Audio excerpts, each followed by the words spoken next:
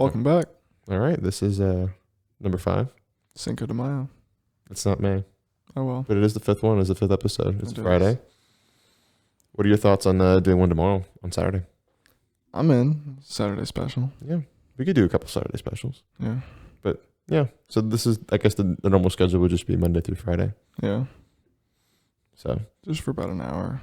Somewhere around there. well, we keep talking about doing an hour, but we could do more than an hour. I mean, Yeah, if you have time, because I know you had to leave early yesterday. Yeah, no, my schedule's freeing up. Oh, you really? It is. Is it free up like today? You can stay as long as you want today? Or is there, No, wait, you have to leave exactly. and do something else again? I do have something to do after this. But it's not like super urgent. We started early. We got time. We didn't start early. I mean, this is kind of when we wanted to start in the first place. It's just been a crazy week for me handling things, so maybe I start a little bit late, but Yeah. it's also because I only went to one job today, one service. So Oh, wow. yeah, it's just the one that we were talking about earlier. Nice. So Major actually went to my apartment today, Yeah, I fucking moved his mattress and box springs. all by yourself, Yeah. I did have, who was it? George? George. George helped me move it into the truck. The box springs were a little awkward to carry. He did help me move those, but once I got them here, I just put them on my back and chugged along. There's something you can do, which is kind of where the mattress, if you can center it on your back, you can carry it anywhere. Yeah, like it's just, Like mattresses are heavy, Physics. but they're also awkward to carry, which Yeah. makes it more difficult. you don't have handles on your mattress. Who makes a mattress without handles? They're expecting at least 2 people to carry it for sure. That's stupid. And also, it's kind of an old bed. It's still comfy as heck, but it's kind of old. Is that the bed that you had when you were in here? Yeah, when Oh. I lived here. So that was what? Long time ago. Yeah, about 10 years ago. I've had that 10 years. I've had that bed. You ever flipped it? Yeah, oh yeah, plenty of times. Good for you. Yeah, you have to. Yeah, you might want to also wash the. Oh yeah, all of it, Yeah, I mean everything's gonna get washed because it was in the bed of your truck. So and on the ground, and you dragged it on the ground. well, and when I got to the house, I just slid it. Well, yeah. So the covers, yeah, everything is gonna get clean. Yeah. Okay. So, bear fact. Okay, I'm listening. During hibernation, a bear does not defecate. Its body somehow recycles body waste into protein, a process scientists still do not understand. Think about alpha I mean, going into hibernation for months. and being constipated as hell, and still finding a way to use your poop To get a pump out of it. to get something out of it after your body already said the first time, nope, we don't need it. You can get rid of that, but nope, I'm in hibernation mode. Yeah, we're going to do about 16 double checks. We're on going to this stuff. suck some more nutrients out of that. So, like, in the end, when they finally take that shit. Oh, I have to say, like when they wake up from hibernation, How would that shit be? it would be an all-day event. Going somewhere in the woods, do not mess with that bear. Do you think bears wake up from hibernation all at the same time? Or is it just like hits like 6 p.m. and all the bears like, oh, okay. It's like 6 p.m. on like March 3rd. They're like, all right, time to get up. And they all get up at the exact same time. That would be cool. Kind of, yeah. That would be kind of cool to like go see, like, all right, let's go see the bears waking up from hibernation. And you just see all these bears running through the woods. Oh my god. Herding bears. Would you want to herd bears? No, I would not. Oh, In fact, I don't want a whole lot to do with bears in general. I I mean, I would love to see a bear. I want to touch a bear. You could probably do that. I will do that. I'm telling you right now, I'm going to touch a bear. Would you be scared? There's a good part of me that would be kind of pooping my pants, but because I mean, there was a video of a dude that was like waving his hand in front of a bear's mouth as it was open and like touching its tongue, and this dude like replied to it. It was like a TikTok. The second part was like, "Hey, watch out! You can only do this once," and he pulled up a nub. Oh my gosh. Yeah. I'd like to see a bear from a distance. Don't know that I want to touch one, but Yeah, I want to touch one. Their fur isn't even soft. Like it's hard. oh yeah. Oh yeah. Mm-hmm. You want to feel that hard fur? Of course. Why? I want to like boop its nose, but that would be Good luck. yeah, that would be dangerous. Good luck. Just a little boop, you know. Or maybe it's a trained bear that someone had somehow domesticated. I mean, you can pretty much make any animal a service animal. I'm gonna have a service bear. A service bear. Yes, it is for emotional support. You should get, well, I mean, first of all, they're huge. So you have to get like a pygmy bear or like a runt bear. Or I'll just get a king size bed. Just So you Bear give hug. the bear the bed and so he blows out the springs in like a week.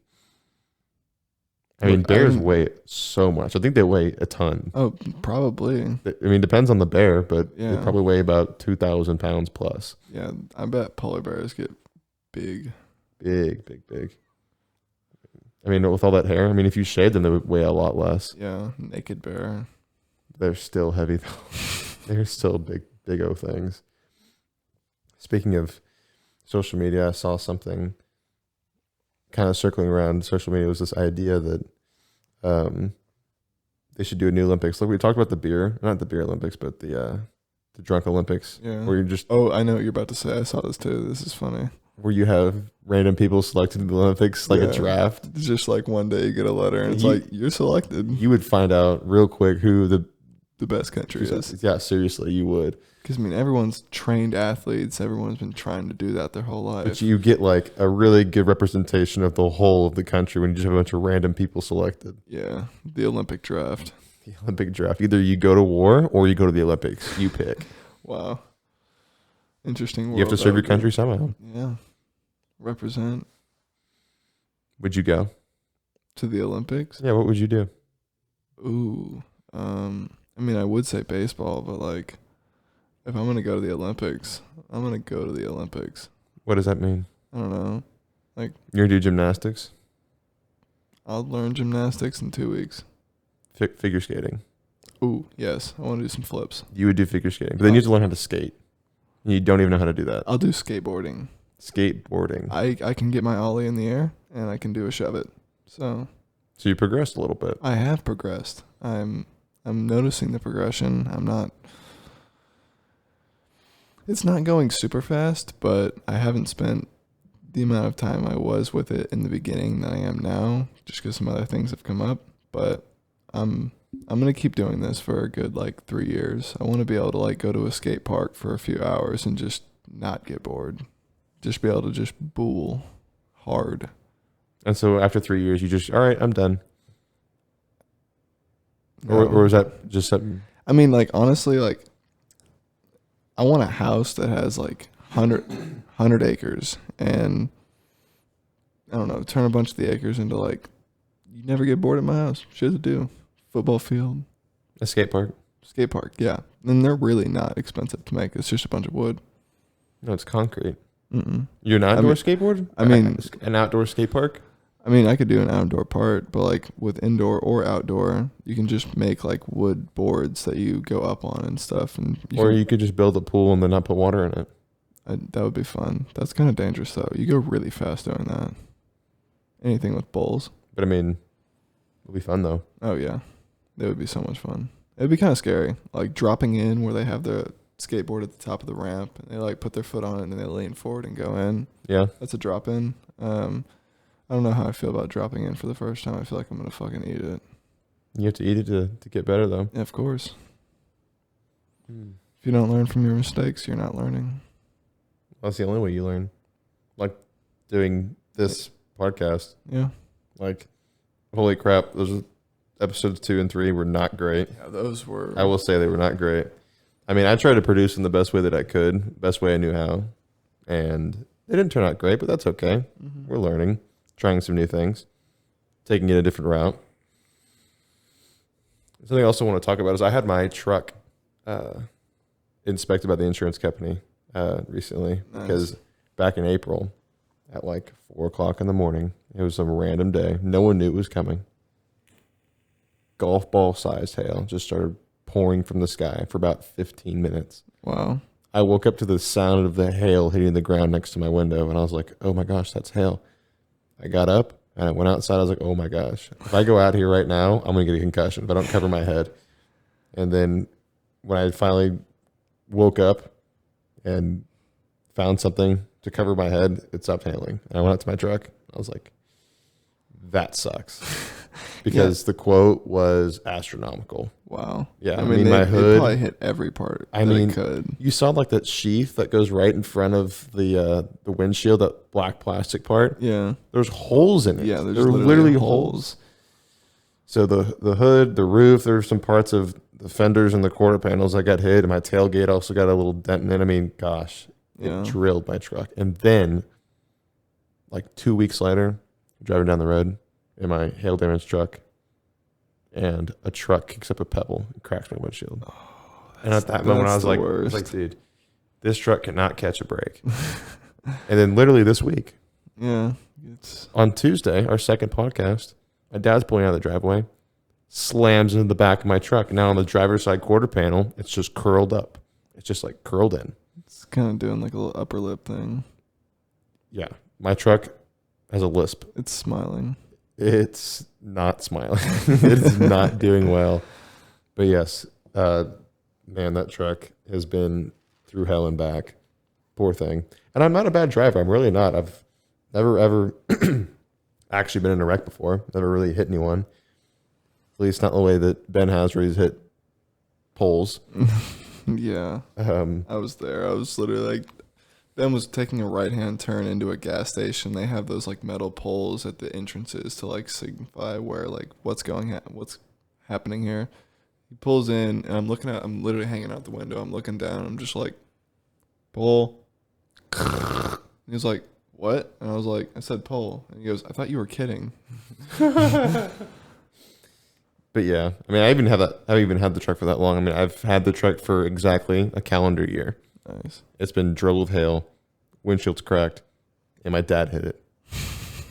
So my truck comes out of the shop in about 2 weeks. Man, we've had some bad luck with trucks. Yeah, I got sandwiched. It wasn't even my fault. I hate it because then I'm driving around and all these old people are looking at me like, look at that young dumbass.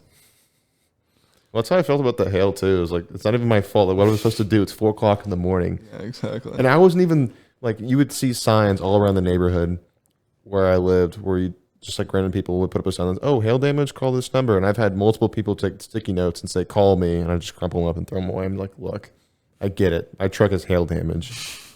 There's like 2 guys that lived in the same apartment that they kind of drove older-ish cars, but they were not old. I would say like 2007 or 2008. But with all the hail damage they got, their cars are totaled. Yeah. And there's no point in trying to fix the hail because then it's so much money to put back into it. Well, I mean, let's say you put in $6,000 to fix the hail damage, but the car's only worth $5,000. Yeah. So it's not even worth your time. That's literally the problem with my phone right now. I have an iPhone 10 and my contract ended 8 months ago.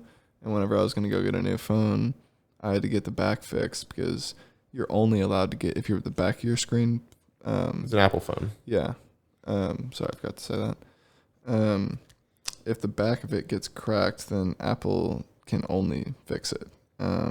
And so when I took it to them, they were like, yeah, you can get it fixed for $350, and then we'll give you $250 credit for it. I was like, it still works. So that's what happened with my last phone too. I left it at my Pledge Brothers apartment. It's still there right now, I think. Really? It's been there for about a year. It's been sitting on their coffee table, my old phone. I dropped the guitar on it and shattered the screen. Or I shattered the front and the back. It's it's a dud. There's nothing I do about it because. And you chipped the guitar, right? There's a small chip on the guitar. I have not explained that to very many people. At least my dad, because he'd be pretty upset. Yeah, that would be. It's a really nice guitar, and I've had it since my sophomore year of high school, and love it. It's an awesome guitar. But right when I dropped it, it hit my phone. A little piece. I haven't looked at it recently, but it's either on the bottom of the body or right at the top, next to its. What am I thinking of? It's pickups, like right below the pickups. Right below the pickups. It's not huge, but it sucks. Yeah, it got whacked with my phone when I dropped it. I wasn't even doing anything crazy. I just had my phone in my lap. I was tuning the guitar with my phone with a guitar tuner, and somehow my phone fell. And then I went to go pick it up, and the guitar slid out of my hands and fell right on top of my phone, shattered it, and chipped my guitar. So, yeah, that wasn't a good day. That's the worst. Yeah, it sucked. But, another thing about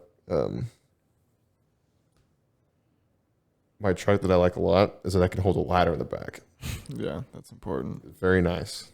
Very nice holding ladders because at least the line of the work that I've been doing for the last 2 years, doing service and stuff. Mm-hmm. being in the service industry is kind of interesting because you meet like all kinds of people, like Yeah. people of all walks of life, and you get to know really quickly how different people can be Yeah. and like how to communicate effectively. Because if you had some kind of anxiety about talking to people about anything, especially when you talk about things you don't really know about yet, and you have to explain to someone something that you don't know and they also don't know, sometimes you just got to make it up as you go. I mean, you have to think of something. Sometimes if something happens, and as I've done it more and more, I've gotten more comfortable trying to explain situations. So I work with alarms, like burglar and fire alarms. And if something happens, if there's a problem with the way it's supposed to function, and I have to explain to the client, like, look, this is what's happening. Here's what I recommend doing. It's your call, that kind of thing. Mm-hmm. But early on, sometimes I had no idea what to do or what to say. I've been there. And I would have to call either my dad, who's been doing this for a long time, or someone else and say, here's what's going on. How do I explain this? They would say, oh, yeah, just say this and this and this. I'm like, I don't know what any of that means. I'm going to butcher that so bad. So I'd have to like figure it out for myself and make it up on the spot. That's funny. But there's some really interesting people Yeah.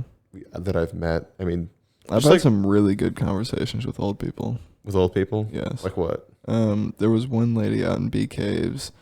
We just talked about life. She talked about her grandson, and I think she asked me about like when I want to get married, and I'm looking for somewhere, I don't know, like 30, maybe after 30. And she was like, yeah, don't make the mistake I did. And she's like, I got married at 18. It's like, Dang, dang. that's early. But she kept it, and as long as they could, it went like 20 or 30 years, and then Was she living by herself? yeah, she was out in Bee Caves. Dang. Really nice house. Her son's a fireman. Oh, Yeah. that's interesting. But yeah, just like little stories like that, or like people just, if you never were in a position where you got to have small talk or regular conversation with random people that you would just meet, Yeah. it's kind of interesting. Yeah. If you don't know how to talk to people in that Yeah. way, you'll figure it out really quickly. Yeah, it gives you a good perspective on the world. Yeah. I do like just random conversations with random people, like things that happen like the grocery store. Right. And that's what I like about where I lived at Ruckus Mm-hmm. a year and a half ago, because it was such a nice group setting in my apartment where you had, as soon as you walk into it, there's a kitchen and a living room, which is kind of open space, kind of a common area. Mm-hmm. And then the 4 bedrooms off to the side, living Yeah. with 3 other guys, Yeah. which was really nice because you'd walk in, then you know, it's really easy to talk to people and, you know, catch up with each other and do things. But then where I've been living for the last year, no offense to anyone that I've lived with, but it just kind of sucked. It almost just felt like somewhere that I was just living. That's all it really was. I just walk in, even though you walk into the unit and there's 5 other people that I'm living with, 6 total. Yeah. There's 4 bedrooms on the bottom level because as soon as you walk in, there's 2 bedrooms on the left, 2 bedrooms on the right, and a staircase that goes up to the top where the kitchen and the living room is, and 2 more bedrooms up there. Mm-hmm. But living on the bottom floor, I mean, there's a little bit to do with COVID and people not wanting to like get together all the time. But I would walk in, and my bedroom is just right there. I don't even have to go upstairs. I just go in my room, and you know, there's nothing really going on. It just kind of was boring and bland. And I like the people that I live with. I'm sure that if They would be so offended if they were hearing this. I've got nothing against anyone that I live with. I mean, they're all great guys, and I always knew that before I even moved in. That's why I was okay with it. But then there's never really anything going on. I just kind of went to sleep there, and I would wake up, do class if I had to, or go to work, and then come back at the end of the day. And that's just kind of how it was. It wasn't really exciting doing anything, which is why I am really excited to move into my new apartment, because that's going to be the same type of deal like Ruckus was, where there's, you walk in, there's a common area. You're just trying to flex that you're going to be on the 17th floor. I didn't say that. You did. Anyways, but no, I like having that space where we can all just kind of hang out and do whatever, because I've missed that for a little while. So I think if you ever live with someone, or like if you live with roommates, I think at least having a common space that's easily accessible to everyone. And I mean, it also has to do with just having good roommates. And I'm not saying that roommates are for bad. I'm just saying like having good roommates that want to do stuff, that want to hang out. That's always nice. Yeah, I've heard a lot of roommate stories that weren't pleasant. I've heard some too, but I haven't had that experience. Yeah, actually, I have one of my great friends, Jack Cabani. I used to play baseball with him over the summer. Whenever he would sleep, he told us before like we even went to sleep, he was like, "Hey, by the way, I'm loud when I sleep." He was fucking right. Like I don't even know how to describe Like it. Like snoring? yeah, and it wasn't even snoring. It was like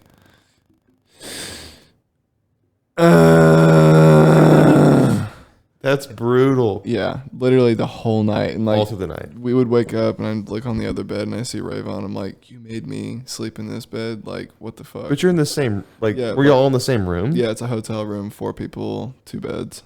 Wow.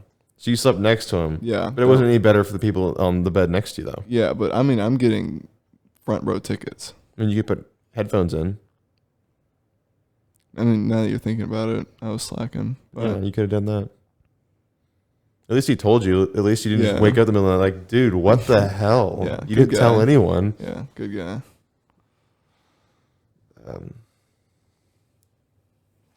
Man, recently I've kind of lost some energy with working out. I feel like I haven't had time for it because my days would end, at least this past week, my days would end late and then we try to do this podcast and then by then it's about 9 o'clock, 10 o'clock. And then I'm like, all right, I need to go work out. I need to go do something. Mm. I try to work out every day and it's been great. Like I feel a lot better. Yeah. Like After you work out, just like the rest of the day, it's like, all right. yeah, no. If you just make a habit out of it, like just go do something. Go work out once a day, or if you can, 5 days a week. Just get outside. Yeah, 4 days a week. Yeah, go outside. I mean, it feels so much better because at least the last year I didn't do it as much, and it was just a lot easier to be lazy and tired and not really up to doing anything. Yeah, that's what COVID was, the test of laziness. It really has been, man. But working out again has felt great. I mean, it really has. Yeah. Feel a lot better mentally and physically. Mm. Also eating good. Yeah. Eating Nice. good is too. You eat yogurt? Like Greek yogurt? I like yogurt, but I never buy it for myself. There's a really good brand called Oinko's. Oikos? Yeah, it's like protein yogurt. I'm not more focused on the protein part, but it's good yogurt. Yogurt's really good for you. Yeah, sure. It kind of cleans your insides. It's like the opposite of fiber. They're both good for you. They just do, like, fiber is what your gut chews on, and then yogurt is what cleans it. 2-1 punch. Boom. You put fiber in your yogurt. You put fiber supplements into your yogurt. No, I don't actually. That would be a A little over the top, honestly. good time in the Oval Office.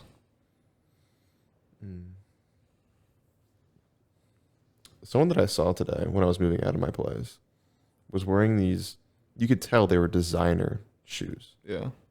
like really nice shoes. And I'm sure they were like $200, maybe $230. I'm saying, Dude, designer shoes go upwards of 500. oh my gosh, no! Like this Easily. one time, I remember a couple of years ago, I was at Neiman Marcus just for fun, just looking around. Mm-hmm. You'd see off-white jackets for like $4,000. Yeah, like what the hell? Or you see Gucci flip-flops for $670. Like, what in the world are you spending your money on and why? I mean, or Gucci tennis shoes that they just have like a bunch of plastic sparkles on them and they're like $600, $700. Like they look, Their first of all, quality. they're ugly. Yeah, they're ugly. a lot of fashion nowadays is just straight up ugly with a brand on it. But All it is. the only I'm not a flashy dresser. I'm gonna wear Crocs, shorts, and t-shirts the rest of my life, and I'm gonna have fun doing it. But I could see the resale aspect of it, like a Rolex or something like that. But Maybe, but your tennis shoes, they get worn. I mean, if you keep them in the plastic, but people that wear them, yeah, I mean, they're collectible. So like, there's people that are sneakerheads that collect shoes Exactly. and buy and sell. Like, go to swap meets, and that's how like people do it for a living. Like, they just buy and sell shoes. Yeah, Like, that's fine, but they're like baseball cards. They're like collectible cards. You don't ever use them. They just kind of sit there. yeah, they're kind of antiques. Exactly. So then you buy. I mean, it's like, if you want to buy anything to try and buy and sell, maybe shoes is a way of doing it, and you could just do it because you love shoes and you like having them around. That's fine. That's kind of cool. Yeah. I mean, I guess it's something that you can be passionate about. One thing I do want, like in my future house, is like a wall of shoes. I'm not like talking Like Foot Locker. like flashy shoes, but like, yeah, just like, I don't know. One thing I've always lacked, my entire life up until now, and I still do it. I don't have a problem with it, but my outfit, my wardrobe is all the same. Like I have 3 pairs of basketball shorts and 13 shirts. That's all I need. 13. Some, Did you count them? I mean, like if I really run through it, it might be like 14, but Okay, so you have 14 shirts. yeah, I have a pair of Crocs that I've had for 5 years. I'm not buying a new pair because when I bought them freshman year, they were $35 and they are 60 now. So So just buy a new pair. no, this was a money investment. It was an investment This was an investment. I'm going to see it through. to get Crocs. Well, you've had them for 5 years. I'm pretty sure you've seen the investment through.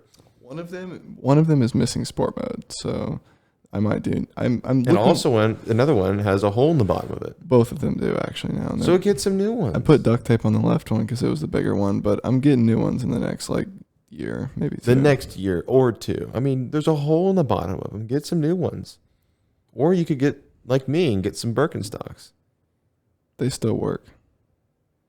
Yeah, okay. If they still work, then go for it. I mean, that's fine. But yeah, I'll probably have another pair by the end of the year. They have seen their fair share of Just look up terrains. like Croc sale. Oh my god! You can. I mean, have you ever been to the Croc outlet? Like they have an actual store for Crocs. I haven't been there. At an outlet mall. Yeah, like they have a Round Rock outlet, San Marcos outlet. Like they have Crocs. Well, then just go there and go shopping. Oh, definitely. I'm so excited. Like when I get my Oh, new because pair, you just thought about it. yeah, when I get my no, I've been thinking about getting a new pair of Crocs for Okay, a so long you've been time. thinking about it, but have you been thinking about going to the outlet mall to do it? Yeah, that's where I'm gonna do it. Then But- do it. They're $60. Like that's not in the budget. Okay, that's fair. Like this is the problem. Like this is what I'm trying to do with my business is things like Crocs. Like 5 years ago they were $35. 5 years before that they were like $15. No, they Every- weren't that cheap. They were Oh. probably like 20. Crocs used to be dirt cheap. But now they're like Gucci branded. yeah, yeah, there are Gucci Crocs. Like what even? No, I think I saw some dude the other day who was wearing like some designer clothes, but he was wearing Crocs. I was like, damn. Like, okay, I didn't realize Crocs were designer. Like everyone's just going with the Crocs now. I mean, there's Flofers. They're like luxury Crocs. You can get like literally like business casual Crocs or like business formal. Really? Literally. Crocs makes like formal tennis shoes. No, it's like a kind of like an off-brand. I don't know if there's a partnership in there, but they literally look like Crocs but formal. Joey told me about it. Oh, Joe was telling you about the formal Crocs. Yeah, Flofers. Did he say that he has any Crocs? I don't think he has a pair. I'm not completely sure. You should have a pair of red ones again. Oh yeah, I had a pair of red ones in like 4th grade or something like that. I get some red ones. Well, you've had the invisible ones for a little while now.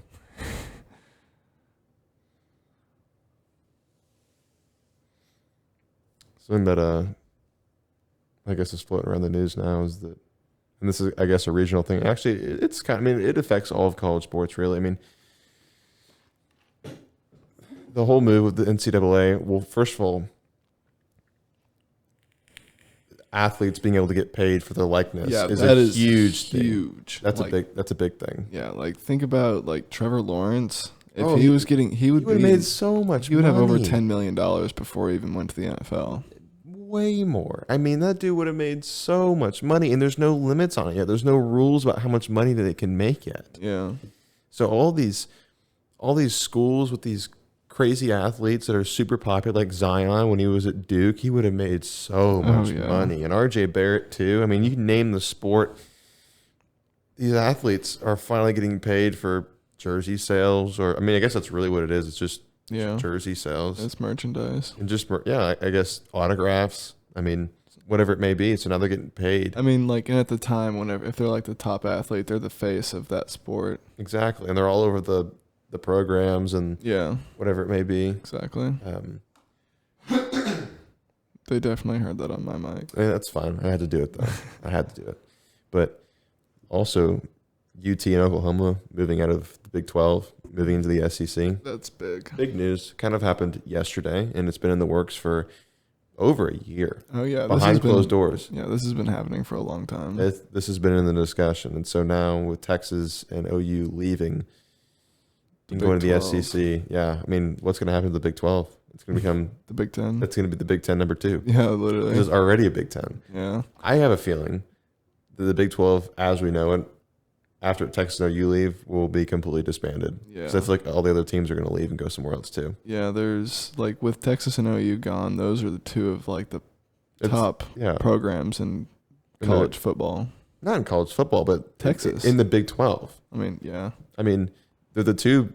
I mean, I don't mean top as in like performance, but like Okay, yeah, they're one of the most recognizable names in college sports, Texas and Oklahoma. yeah. One of the most. And now they're moving to the SEC. This is something that a lot of people kind of wanted for a long time. Mm-hmm. Didn't think it was going to happen. Yeah. I didn't see it coming. I honestly didn't see it coming either. I really didn't. Mm-hmm.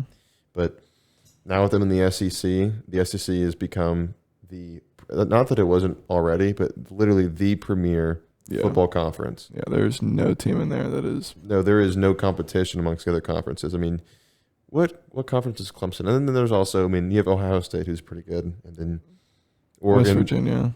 West Virginia's okay, but they're in the Big 12, or formerly the Big 12. Mm-hmm. But man, it's going to be really interesting to watch. And I know that they say that it's going to happen in 2025, Oklahoma and Texas moving into the SEC, but it's going to happen before that. Mm-hmm. No doubt. It's going to happen before 2025. There's just a lot of money. Oh, Huge amounts of money at stake. it's crazy. I mean, all these contracts that they're trying to get out of with Oklahoma and the Big 12 and Texas, and trying to sign new contracts with the SEC, and all the television rights and all the merchandising and all the athletes now getting their fair share of, rightfully so, of the money that the school is generating through their likeliness.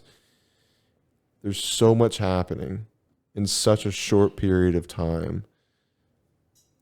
It's kind of hard to make sense of it all, but man, it's going to look so much different here in the next couple of years. What college athletics as a whole even looks like. Yeah. It's going to be nuts. I mean, it's going to be crazy. I mean, what are the requirements for you to be paid? Like, do you have to be like starting lineup, or is it just like everyone in the program is making money? I don't know. That's a good question. All I know is that athletes can get paid for their likeliness for who they are, and there's no cap on it. Yeah, So that's going to be very beneficial to a lot of people, because I mean, there's a lot of poor families that have this kid that's really good. They're going to send him to college, and but then it takes away all the problems, all the drama, all the power that the NCAA had against schools and athletes, where schools were under the table paying athletes to come to their school. That was the thing that happened with Reggie Bush 15 years ago when he went to the USC. I don't know of a whole bunch of other, but I know there's so many other cases all the time. It happens in every single school in the country. Every sport. I wouldn't say every sport, but I would say for sure football, for sure basketball, for sure baseball. I can see that happening. I mean, there's a lot of big baseball schools. Well, that's mostly the private schools. So, I mean, the Vanderbilts. And they got money. I mean, oh, yeah. The Vanderbilts, the TCUs, the Baylors. I mean, you name all the private schools.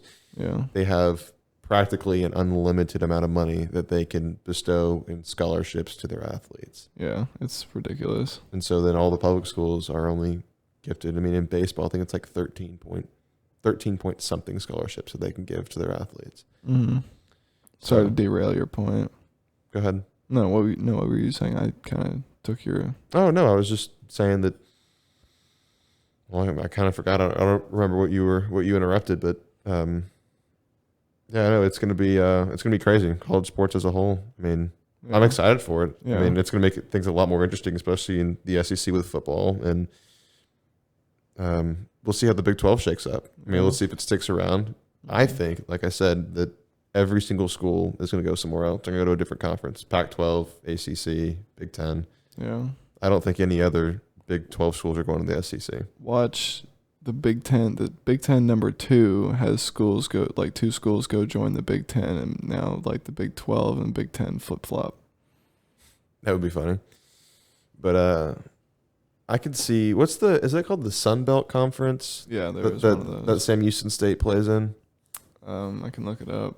Yeah, look it up real quick. I think that's the Sun Belt Conference, and I think Sam Houston State plays now. I could see Baylor moving to the Sun Belt Conference. Actually, no, maybe I couldn't. I mean, they've they've been good enough at what they play at. Because I mean, Sam Houston State isn't a very big school. Baylor's a little bigger. They have a lot more tradition. They've been around for a lot longer. I don't know. I feel like there's some. I don't think there were any small schools in the Big 12. Sam Houston State is not a part of the Sun Belt Conference. Oh, then who's in the Sun Belt Conference? Texas State, Coastal Carolina, Louisiana, Ragin, Arkansas State, Louisiana, Monroe. Okay, then what conference is Sam Houston State in? Because I don't think Sam Houston State's a private school. I'm pretty sure it's a public school. I could see. I did play like over the summer one time. I played on Sam Houston State's field, and they have like an all-turf field, and it's kind of like down on the ground, so there's no wind. Oh my God, it's hot. It gets hot. That's one of the hottest baseball fields. I played that one too. I would say probably 2 or 3 times. Yeah. One of the hottest baseball fields there is. That is a hot field. It's just the AstroTurf makes it worse. Sam Houston State is part of the NCAA Southland Conference. Southland, okay. That makes sense. I forget where I saw it, but it was definitely on a social media of some kind, probably Instagram, where I think it was the Heisman ceremony when they gave out the Heisman this last time around. Who'd they give it to? I forget, but I think Trevor Lawrence didn't he win the Heisman? Probably in 2021. But anyways, no, actually, I don't think it was Trevor Lawrence. Who was it?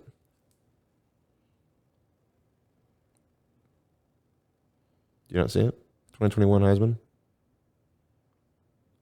Has it been given out? I mean, like, it doesn't have any. Because I know Joe Burrow won it in 2020. Who won it in 2021? All I see is who will win.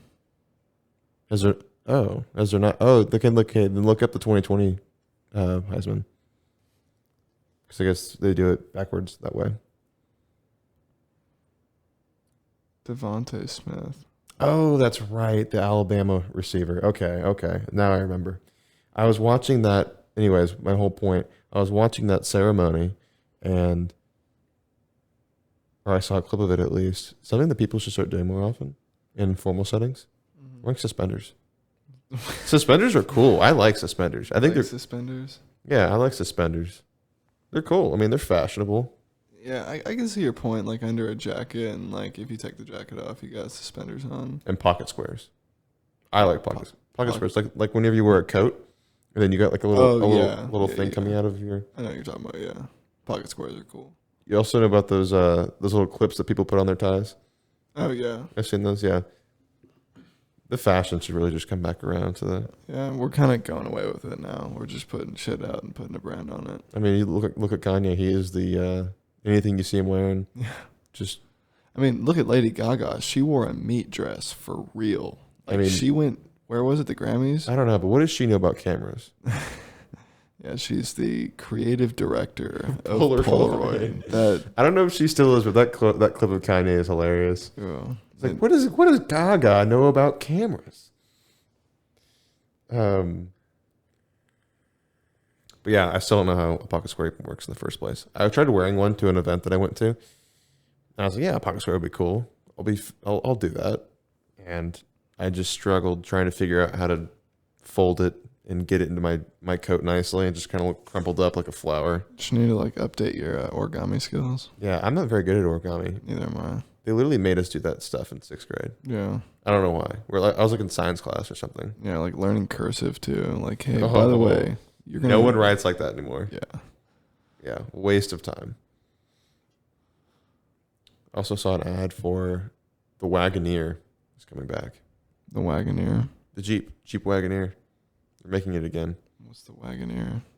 It's like that. You know that typical car from the 80s that had like the wood panels on the side of it? Oh, I see what you're like. They're bringing it back. Yeah, looks like a Ford like Lex. I thought it looked like it was very Jeep-esque or Dodge. It looks like a Cherokee. Yeah, it looks like a giant bodied Cherokee. Yeah. Dang, bro, they got a 5.7 V8 in there. Thinking about moving. Yeah, it's a big vehicle. The 2022 Jeep Wagoneer. I think they're trying to use it to compete with. I don't know if it's full size. So would that be like Tahoe Suburban-esque or Escalade? Or is that going to be more like a Lincoln Navigator? It looks more like a Lincoln. It looks a lot like a Lincoln Navigator. Okay, so I guess that's what the market that they're shooting for. Yeah, they start at 68 grand, and they seating capacity 8, so you could probably fit like a good like 35 midgets in there. You probably could. I mean, 40, 45 least- if you stuff. At least 8 dead bodies. Yeah, at least. At least. Plenty of space. Yeah, But now you got to drop, what, 70 grand on it? yeah. But then you think about it, over time it'll pay for itself. Moving that Mhm. much equipment, that much product. Product. You just brought product into it. It's a lot of space. But you probably get it done for cheaper than a brand new Wagoneer for 70 grand. But though, so I know that I've mentioned this to you before, but I'm really excited for the Cybertruck to come out. The Cybertruck. I saw a video that kind of made me mad. They compared the Cybertruck to an F-150 STX 2.7. Yeah. They compared that truck isn't even 4-wheel drive. They compared it to I don't even know. Well, it's part of marketing. They're trying to brand the truck in some way. But like, dude, they did it on an uphill battle. That thing like pulled the Ford. I mean, like, I'm not trying to like diss the Cybertruck, but like, that thing can move. I'm not at all trying to diss it. No, I mean, it's kind of cool. You can get custom wraps for it. Dude, it's gonna be nuts. If I can get one, I would love to get one at some point. That'd be cool. I know someone that actually has one pre-ordered right now. Really? Yeah. Nice. No, I'm excited to see them like on the road and see what they look like. And race one. you know what? When I first saw them when they came out, I was like, they look like something you drive on Mars. a storage container. They're just these. It's just a metal box looking thing. And the more I spent time looking at it and researching, I was like, wow, it's actually kind of cool. Like what's interesting though is they're going to start production for them in the fall. So they're going to start production for them when they say fall. I mean, it could be any month in the fall. It could even mean winter, like early winter, like December. But they're only going to start production for the tri-motor, which is the most expensive one. Mm-hmm. That's the one that goes 0 to 60 in like 1.8 seconds. Oh, that's fast. And then there's the dual motor one that they're also going to be producing in the fall. But then the regular one, the base model with one motor in it that has the best range, they don't start making that until next year. Okay. So basically they're just rolling out the people that are spending 70, 80 grand, over 100 grand on their... The people that are going to pay them, they want their investment return. Well, if you think about it, I don't know what their demographic looks like, or like how many people, what their best selling truck's going to end up being, which motor it's going to be, or which package that they're going to be selling. So, I mean, I guess that's something that they've already thought through, and they're just going to do the big motor stuff in the first year, and then in the following year, then they're going to start doing the rear wheel drive, because the dual motor and the tri-motor are both all-wheel drive.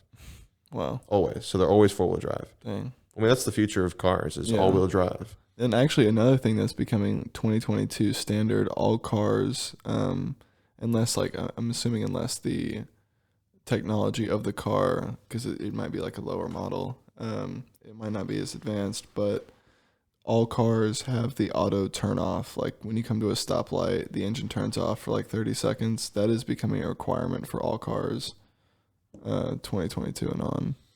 They also did a similar thing with that too. They did that with the backup camera. They made that a requirement for all cars. I want to say 2 or 3 years ago. Yeah. So every single car made in the last 2 or 3 years has to have a backup camera on it. And that was an interesting one. I think that's a good one. I think it's a good thing to add. It's helpful. The auto stop start thing, I've had that on my truck, and I don't really care for it that much. Neither do I. It's honestly part of the reason why my truck's in the shop for an extra 2 weeks, because I would come up to a stoplight, sit there, and I'd have my foot on the brake, and then it would just turn itself back on, and my foot's still on the brake. I didn't see it coming, and I just hear like a grind in my powertrain.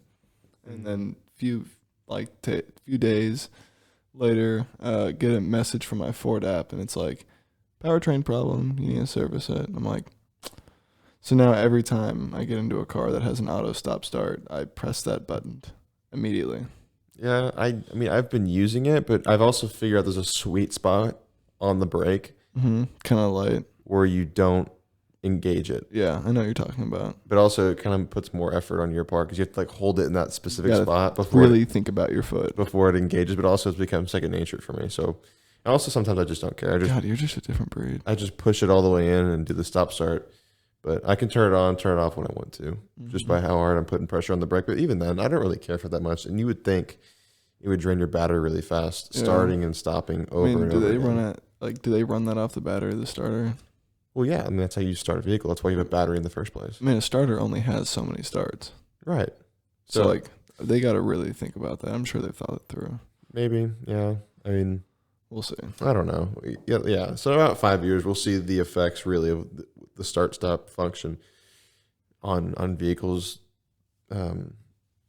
long-term function. I mean, we'll see. Yeah. But also another thing that I noticed, at least with myself, when we were talking earlier about meeting people, like going to clients' houses and just meeting random people. Yeah.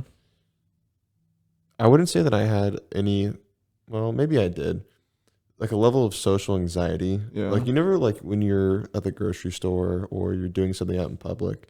And I know that I did this sometimes where if someone was talking to me or asking me a question, I'd be like really quick, like as fast as I can, like respond to your question or like, try and be as polite as I possibly can. Yeah.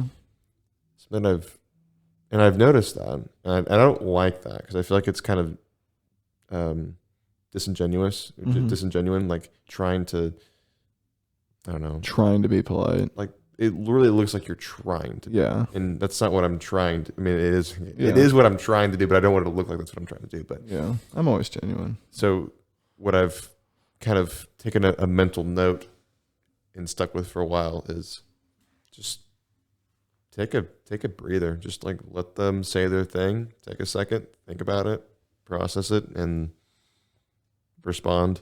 Yeah. Like you normally would. And another thing too is like whenever I'm with people who have that kind of thing with like a social anxiety in public, it makes me more anxious too. It makes me anxious for them because I can tell that they're being anxious. Whenever I get a little bit more comfortable when actually I can tell someone's being anxious, because I used to get horrible social anxiety, but I still get it here and then. But when I can tell someone else is being like really anxious, I'm like, okay, I'm not alone. Yeah, but also at the same time, like I get anxious for them because I would want to. When I say for them, I just mean it could be anyone. It could be a friend. It could be a girlfriend or a boyfriend or whoever. Like they get wound up in the moment of being in public, and it kind of they don't want to be embarrassed. Yeah, they don't want to do something stupid. I know what you're talking about. And so there's like this tension almost with them, and it makes me more tense because of that. Okay, I see what you're talking about. So I don't know. Like sometimes I can just I don't even care. I'll blow it off. It's fine. You be anxious. I'm trying to help, but I don't know. I just feel like some people, if you have, it's like with public speaking, having a problem, and that's a real problem for some people. It's like not being able to just even get words out, like say something coherent in front of people. It's hard. It just takes practice. Yeah. The more you do it, the more comfortable you get with it. It's like earlier on in your life when you had to make phone calls. It was like calling in for a pizza. You're just so nervous. Like you prepared what you were going to say in your head. I want a cheese pizza. I want to get a large, and I want a Coke.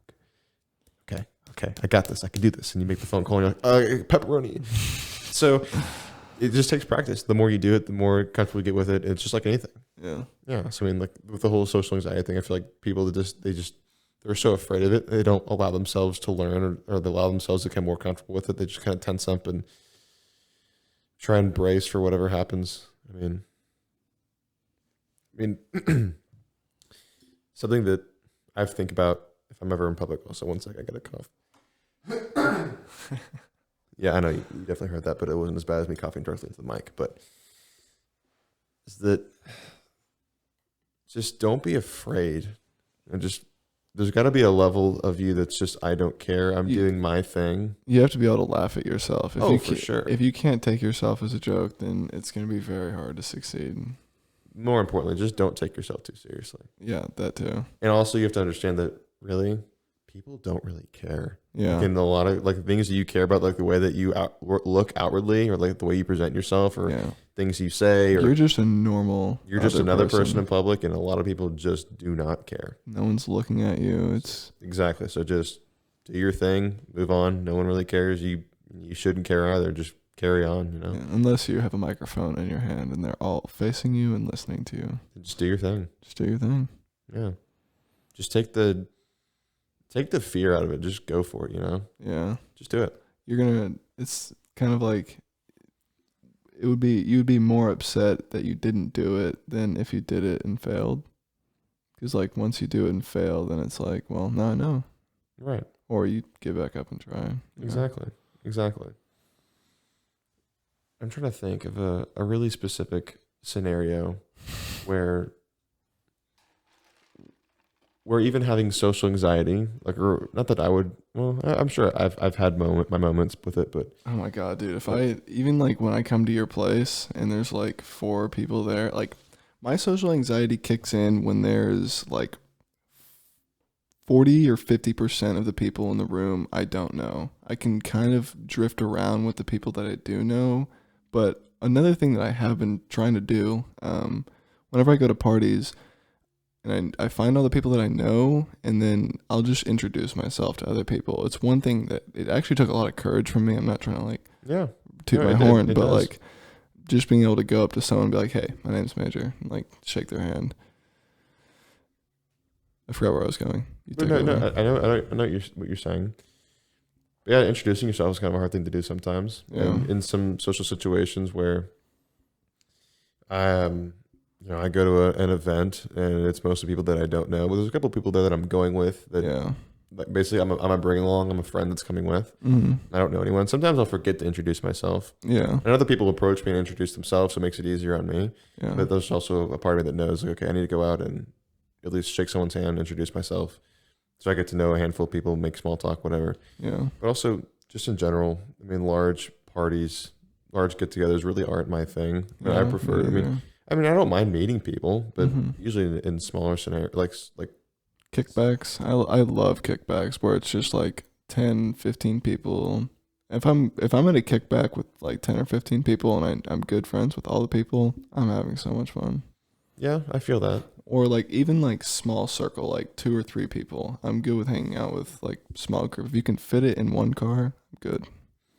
Yeah, I'm kind of with that. But also, yeah, so or one-on-one. I'm a really big one-on-one or alone person too. Yeah. I'm with that too. Don't like going to like clubs and stuff. Yeah, that's because there's the one you could say club that I've ever been to was the Rose Room in the Domain, and gosh, yeah, that is just not for me. There's so many people. It's super loud. I mean, I can see that being a fun experience, being under the influence of something and not really caring. Yeah. When I say under the influence, I mean like just having a few drinks and then going in and having some fun with your friends and not really caring about what's going on around you, just enjoying the moment. That could seem like it's fun, but just going there to hang out and just be with some people, it's not for me. It's really not. Yeah, I'm being at home. Like, I don't know what to say. I mean, I know that you've never had the opportunity to be in that situation before. I've been in a bar one time before. Not lied. I was just like 10, and my dad was like, "Follow me. We're just going to get some." Oh, you walked in. Okay. He was like ordering takeout from a bar or something. Interesting. But yeah, I mean, usually casual bars are really cool. Yeah. Sit down, hang out with a few people, get in, get out. I'm not a huge group, bubbly type person. Mm-hmm. I'm okay with just hanging out with a few people. Usually that's the most fun for me. Yeah, me too. Yeah. Something that I always find myself doing, usually towards the end of the night when I'm trying to fall asleep, is going down the craziest YouTube rabbit hole. Oh my God. Ever. So much fun. One thing I've actually gotten into recently is this dude, I can't remember his name, a YouTuber makes these videos called 15 minutes, 20 minutes, 30 minutes of useless information. And when I say, like, there are so many, it's so unconnected and useless that I use it to put myself to sleep. I try and pay attention to it as long as I can. And so I'm like, okay, I can't do this. And so are the people that probably listen to that trying to fall asleep just listening to useless information? I don't know, but I appreciate the guy for putting me to sleep. But like some of the facts are actually really interesting. Like, wow, I never would have known that. Useless facts that are interesting. Yeah. Maybe that's what he should call it. I mean, there was like, this person was born in this month. And then it would move on to like, the diameter of this rock is 6 feet. And then. Who cares? Yeah, I know. Like, it's completely useless, but I don't know. It can be like some of the facts, like every 20 facts are kind of interesting. They're actual, like, cool things. I don't know. Yeah, YouTube rabbit holes. I mean, you can just go for hours and hours if you don't stop yourself. Yeah. Because, I mean, every day there's so many videos going up every day of actually really interesting things. And you could just become this epic consumer and just go through it all. I mean, can you imagine being someone like, yeah, I've seen every YouTube video? That's impossible. There's no way. Imagine you meet the person who's like, yeah, I have seen every YouTube video. Then that person has to meet the person that says, I read every book. I have seen everything. I have experienced everything. Seen every YouTube video. Yeah, I'm pretty sure that isn't possible. I think there's more hours of YouTube than it is possible to even live. Yeah, that would be. Hours of YouTube videos to look through. And I don't know what the number is, but I'm sure it's thousands and thousands of hours of videos that are being uploaded to YouTube every day. Yeah, I heard something. It was like there's 8 billion pictures uploaded to the internet every single day, and that's just pictures. 8 billion. That's whether that's social media or whatever. Yeah, that's a lot. Yeah, that's a lot. And then think about videos. There's probably going to be like at least 1 billion videos. Something that always rubs me the wrong way are those YouTube videos where it's the YouTube families. You know what I'm talking about? Yeah. The YouTube families. Yeah. They're like, oh, we're just moving into this brand new house and all of our cars and all our kids, and they're wearing all of these designer clothes. They're probably living in Los Angeles or something. And it's like, get out of here. I mean, they just, and is that your life? Yeah, like it's not even their life. Like a lot of that's got to be like, we got to look good for the internet. Like, gosh, what a shallow way to live. Good grief. I mean, I think some vlogs are interesting if it's the right person that tickles your brain, but basically it's just like, look at me and look at all my stuff always. Yeah. It's like, I am sorry that you find validation in other people approving of the things that you have. Yeah, that's one thing that's a serious problem is it's just this look at me generation. I don't understand. I mean, I get it. It comes from the YouTube and the accessibility of social media and this drug that you get from people liking things and looking at your stuff. And yeah, it makes sense. And I can see how that happens to people. But man, once it's not real. And once you get to that point, how do you get out of it? How do you realize like this isn't healthy? Yeah. This really is not healthy for me. I mean, people can do it like Kim K. I mean, people can do it, but try to sit down and have a really constructive conversation with that person about anything, I feel like would be fairly difficult. I don't mean to just throw all these people into one bag and say that they're... I'm sure there's some bright people in there that put their creative twist in. I'm sure, but at the same time, I mean, all you do is vlog about how cool you are. And what you did today. Like, the one thing, the vlogs that I don't get is people, they're like, hey vlog, just woke up and I'm about to do some abs and then I'll catch y'all whenever I'm getting out of the shower. And then like they get out of the shower and they're like, all right, now I'm about to eat breakfast. I mean, you can learn some things about like lifestyle and you can see the perspective of how a lot of different people live. But in the end, it's kind of like, who actually cares? There's not a whole lot of, there's a good handful, like your family. Like, I get, like, people, like, I'm sure that they have thousands of people watching, or even some cases millions of people. Yeah. But then those people, it's like, what? Like, why are you watching this? Yeah. Like, why don't you go do something for yourself? Like, why don't you go, if you are so interested in this person's lifestyle, maybe they're trying to learn. Maybe they're like, I really aspire to be this person. I want to see what they do on a daily basis. Okay, that makes sense. But just to sit there and consume it, like, I mean, that's one thing. They're documenting their lives, and you're watching, like, all you do is watch the documentary of their life. Right. It's like, make a documentary for your life. Yeah, just make your documentary. Exactly. Just wake up every day. I'm making my documentary right now. Exactly. That's how you gotta think. My documentary starts yesterday. Your documentary started when you were born. Do you think they'll make a documentary about Kanye? Oh my God, someone's gonna do it. Like, there's gotta be a Kanye documentary. I feel like there's one out right now. There's got to be. Let me see if that's a thing.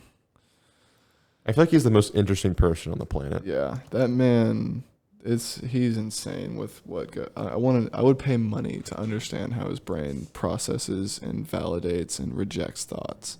I think God would too.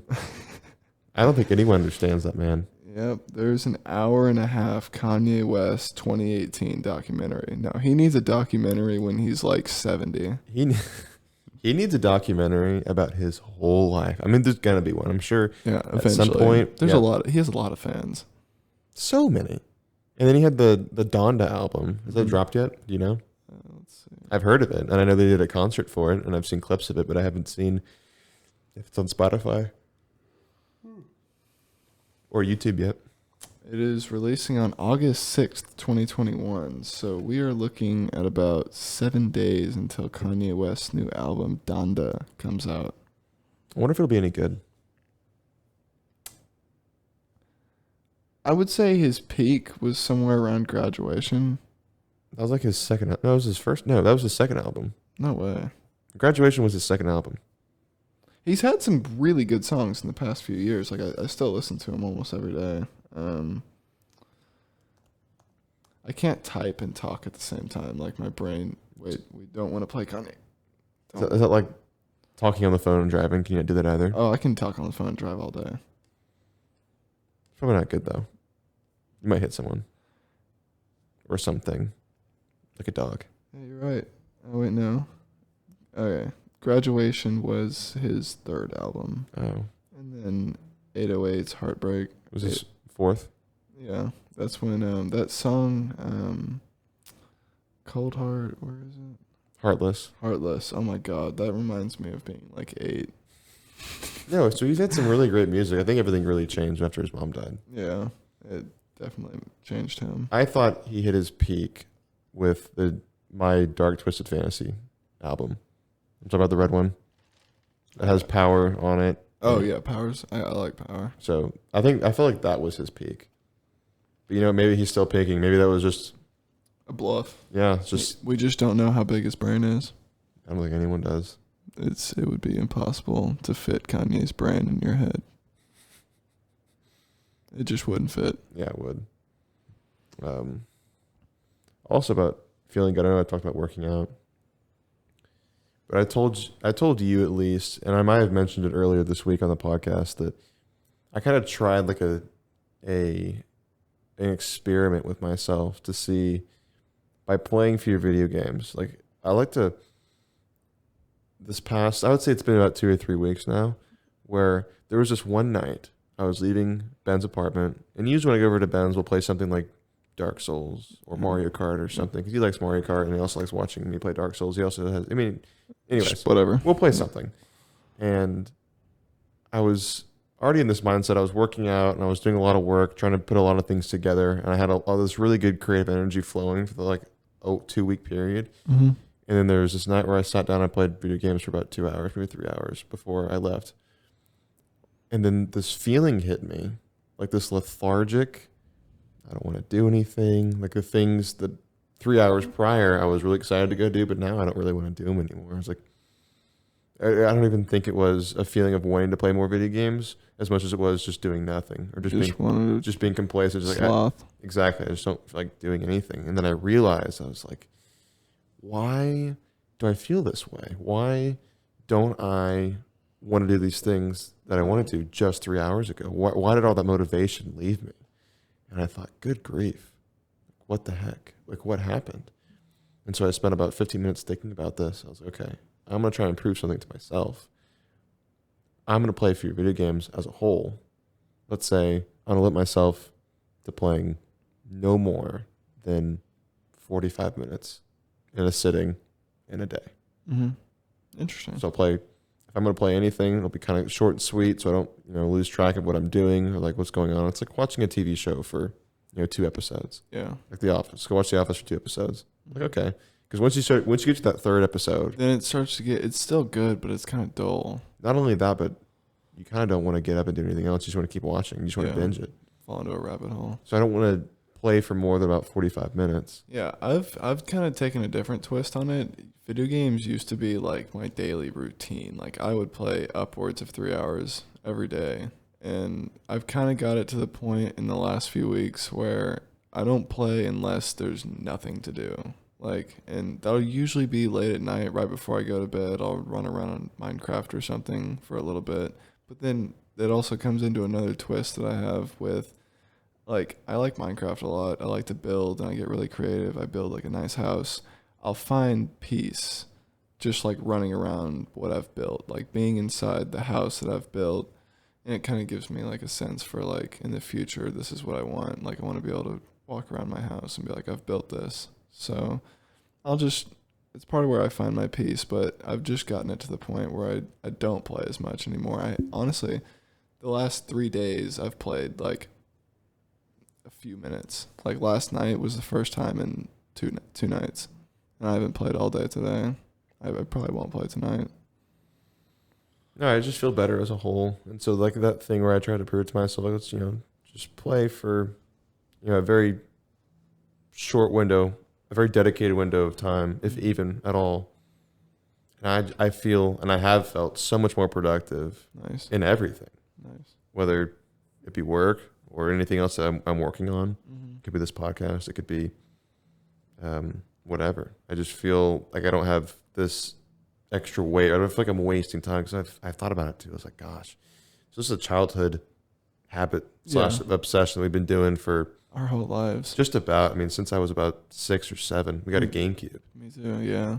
And it's just kind of always been there. It's like, all right, this is fun. Like being excited for new games or wanting to play a game. DLC just dropped. Right? New console, whatever it may be. And I never really thought about it because like part of my head would justify playing it like, oh, it's just a video game. Like it's always been this thing that I've always done. Mm-hmm.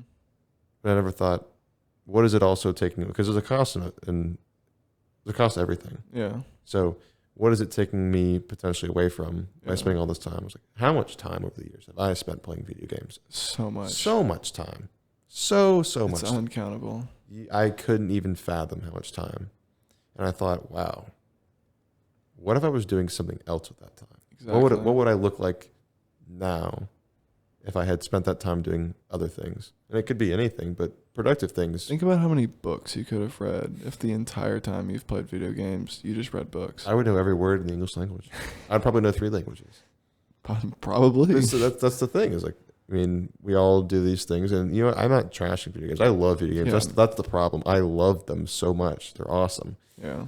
Just spend too much time with them. I just can't. And especially in this fall and the spring where You have stuff to do. at work and school and trying to organize this podcast, which has been a lot of work, a lot of effort here in the beginning stages, and hopefully going forward, it's not going to be that complicated, but it's still something that I have on my plate that I need to take care of. Like I've already got a handful of texts that I got to answer.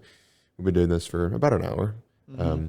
but I got other things going on that I got to take care of, and I don't know that I have time for it anymore. And so, I'll play. I'll keep what I have, but I'm just not going to do it as much as I have in the past because there's other things that are really important that I want to focus on. Yeah. And I want to be diligent about the way that I spend my time because I know that I just turned 23. You're 23 one time in your life. Exactly. No one likes when you're 23. And I want to take advantage of. I love that. I know, that's awesome. That was a good reference. And you don't get a whole lot of time.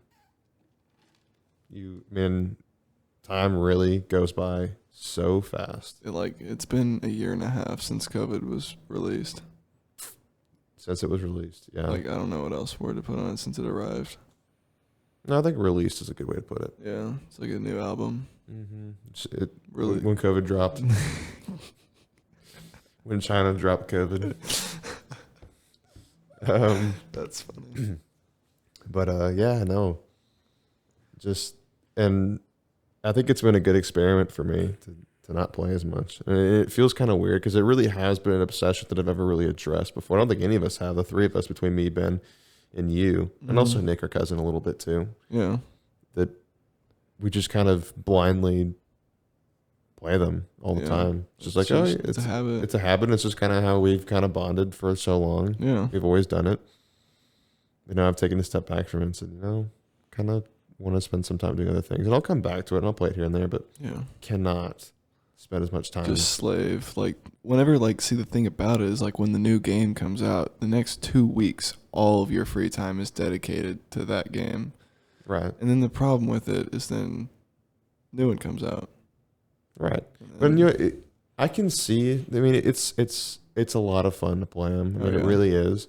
I can see it being totally okay. I mean, if that's what you did for a living, like this is what I want to do for a living. I want to be a streamer. Oh my God, I would love to. Right. So that would be kind of cool, but also at the same time, I wouldn't want to. There is that drain on your mental of playing for hours and hours and hours. You know what I'm talking about? Those days where you sit up in your room on a Saturday or a Sunday for 8 hours, literally just playing video games the entire day. It's brutal. Yeah, it is so brutal. Because sometimes, like, normal people that I'll play video games with will say, "Let's go outside and do something." I'm like, no, I'm good. I'm good right here. I've been there so many times, and I've honestly, like, I've thought about it before, like, all the times where, like, I don't want to go out, but now I'm looking at it like I should have gone the fuck outside. Yeah, should have just done something. Yeah. Get your blood flowing. Go be out in the sun. Go do something. Mm-hmm. But I love video games. Always have a special place in my heart. But I'm going to be busy, and I just can't do it. I mean, I have to really be diligent about and just be intentional behind the things that I'm doing and not just kind of move through space and time as a, whatever I feel like doing. I want to have a goals plural, and actively try to pursue them and spend my time wisely doing it, because you don't have a lot of it, Yeah. Make something to remember. Exactly. That's just, like, that is one thing that I do want to have at the end of my life, is just be able to look back and be like, I spent it well. Yeah. Like, I wouldn't change it. And someone put that in perspective for me recently, asking a very similar question, like, do you want to look back at all the video games that you played? But a part of me was like kind of resilient. It was like, no, like, it'd be great. Like, I want to look back and look at all the video games that I played and feel really good about it. But at the same time, like, they're right. They're very right. Definitely should be doing something else with my spare time. Yeah. But that's another reason why I picked up skateboarding, so I wouldn't be playing video games. I'm in the time coming for the next, like, 2 or 3 years, I'm going to be picking up skills and getting better at the things that I want to be able to take with me. You know, later into my life. And so, like I said, I don't mean to harp on video games. Love them. They're great, but I can't spend time with them anymore. And, there'll be time for me in the future. But for now, I'm okay. And really excited. I feel really good. I do feel much better having not played as many and not doing it as frequently as I have. Yeah. It's live in the world. Yeah, it's empowering. It's like looking at your phone for way too long. It's the same thing, that feeling you get for playing video games all the time, just kind of being bored. You just scroll through your phone, play video games, scroll through. I mean, it's just this nonstop back and forth thing. Just on screens, screen to screen to screen. Mm-hmm.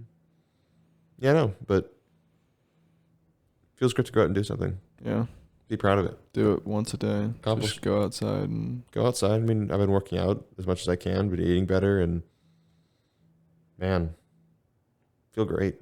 Feel really good. So, anyways, it's been going on for a while. We can end it if you want. It's up to you. Oh, it's up to me. Have you run out of thoughts? No, I mean, I got a thought we can end it with. Sure, go ahead.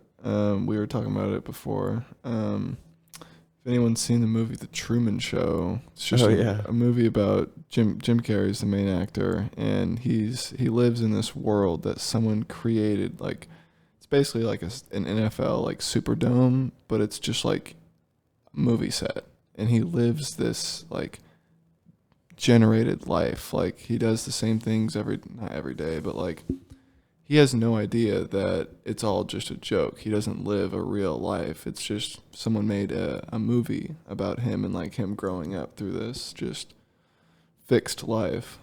And God, if you were Jim Carrey in that movie and you figured out that you've just been living a fake life, would you leave? You've spent 40 years living this nurtured, Let's say 30. Okay. I don't know. That's a good question. I mean, that's the premise of the story is that it was a TV show Mm-hmm. and he was the only one that didn't know he was on the TV show. He thought it was his life. They built a town to scale. He had a wife. He had a job. He had, I think, a dad. Yeah, there Yeah. was like beef or something like that. Or something like that. And eventually he started to figure out the glitches in the Matrix. And I started like testing things, see how it would go, and he's like, huh. exactly. So figuring out that the life that you're living as you know it is just a simulation for other people. Yeah. That's a huge thing on the internet right now. It's just like his life a simulation. But people make jokes out of it. Yeah. But I don't know. That's a great question. Is it a simulation? Isn't? Are we, let's say right now, we are a recreation of ourselves in the future who created a simulation so we could keep living on forever. That would be epic. That would be absolutely epic. And at the end of this life, you'd create a new simulation. And go start over, or you go start a new You one? just keep going deeper and deeper into the inception of dreams. Yeah, that would be Just awesome. go another level deeper. Just another level. Here, Morty. Here. Yeah. Immortality constantly by living through simulations. Would you rather be immortal or have like that joke that we had earlier, everything? Just you've lived everything. Live everything. I wouldn't want to live forever. Yeah. At some point, it's got to end. Yeah. I mean, to be dark, it's got to end at some point. But Kind of just took a yeah, twist at just the end. make the best of it. Dang. Try to Truman do- Show got a 95% on Rotten Tomatoes. I know that I shouldn't, but I probably use Rotten Tomatoes as a pretty good indicator as to if Yeah. a movie's good or not. But I know that I should look in other places because I've seen like a movie on Rotten that's got like a 30%. not a 30, but I would say like a 55 or a 60 something percent Rotten Tomatoes. I'm like, you know, that was actually not a bad movie. Yeah. But in a lot of cases, if they're ever like 70 plus, they're usually pretty good movies. Mm-hmm. I do enjoy watching them. Yeah. Have you ever seen a movie that had like 2%?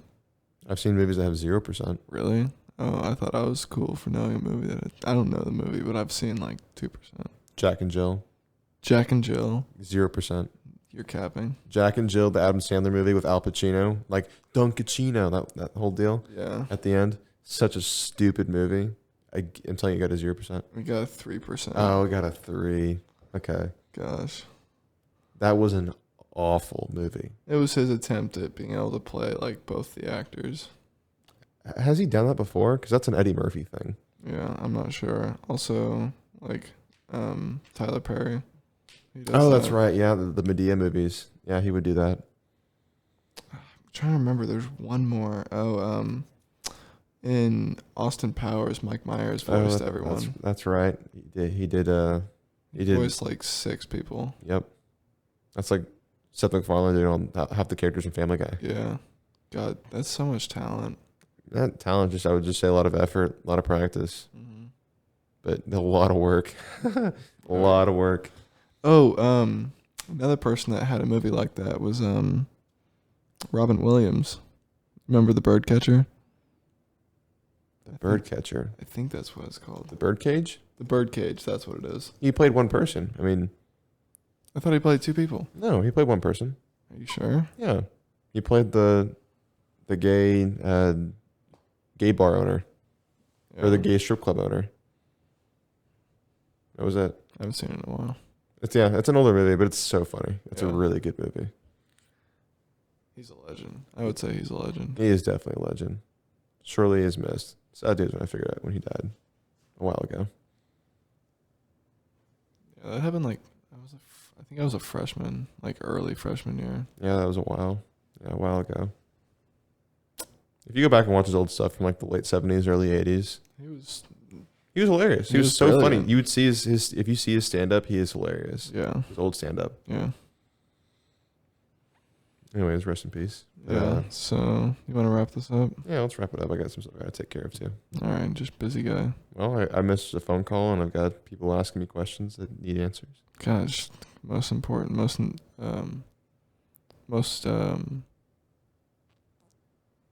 I can't remember what. Thinking really hard. The most interesting man in the world. So those gears were turning Yeah, so hard. Those gears were fucking. They were moving. I could smell it from here.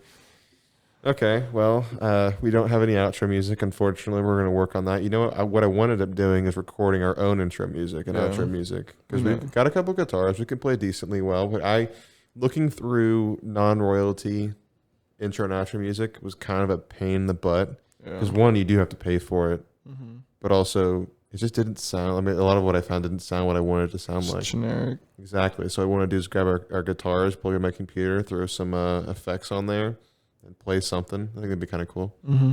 But that'll be a project for another day. Yeah, we can do that. So thanks for joining. But in the meantime, y'all have a good Friday or whenever you may end up listening to this. And you'll probably hear from us tomorrow on Saturday. All right. All right. Thanks for listening.